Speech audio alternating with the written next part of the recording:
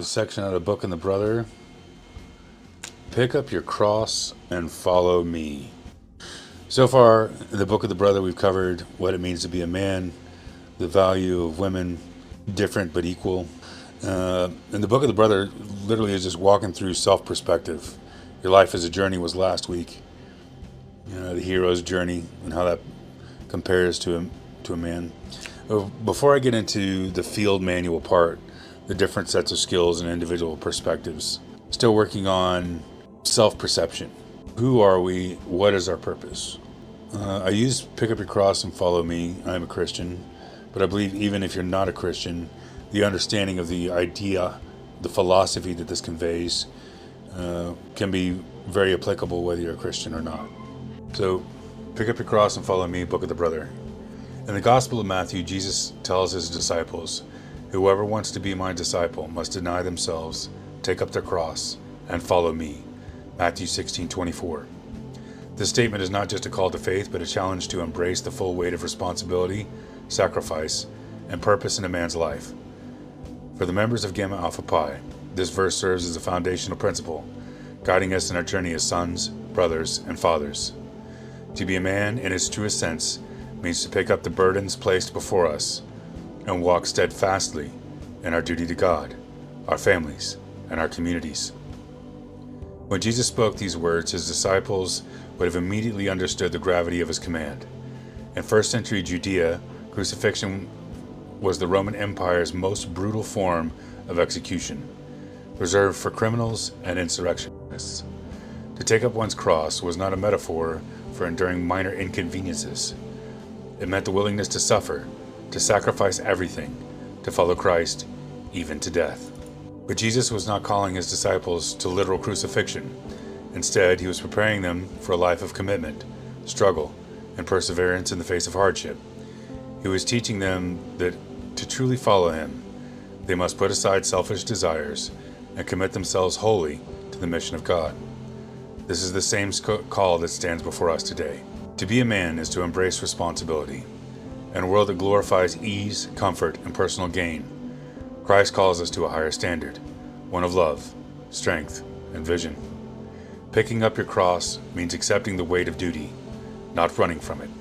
It means leading with integrity, even when it's difficult. It means serving, protecting, and providing, not just for ourselves, but for those entrusted to our care. The first step Jesus outlines is denial, self-denial.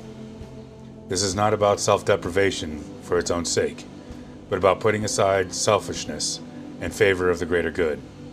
In our lives, this means making sacrifices, whether it be sacrificing leisure to work hard for our families, sacrificing comfort to stand for what is right, or sacrificing our own desires to mentor and guide the next generation. A man who denies himself chooses discipline over indulgence, faithfulness over fleeting pleasure, and wisdom over impulse. Every man has a cross to bear. It may be the burden of fatherhood, the struggles of leadership, the weight of providing for a family, or the challenge of living righteously in a corrupt world. The cross is not easy, but it is necessary. It is through bearing our cross that we become strong. Just as Jesus endured suffering for the sake of others, we must be willing to carry our burdens with honor, knowing that our struggles shape us into better men. Now that is not to say, hello Kevin, that is not to say that men are to suffer in absolute silence, that we are to suffer alone, that we are to be beasts of burden merely. We are human.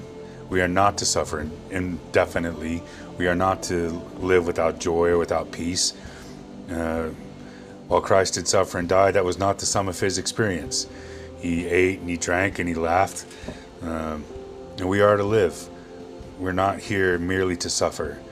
We do not deserve to suffer as some form of punishment for our lives or our existence. That is one aspect of life that we will experience and we must understand and learn to endure.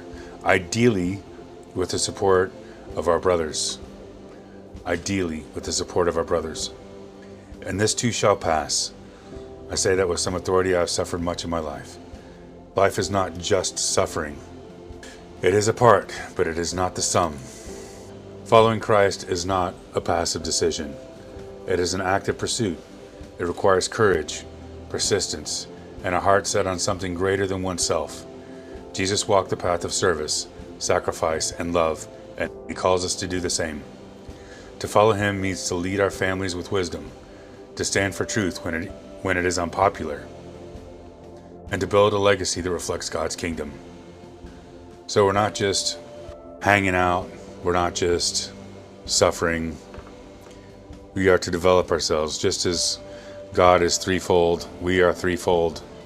Our mission foundationally is threefold: to know and love God, to know and love ourselves, and to love and serve others.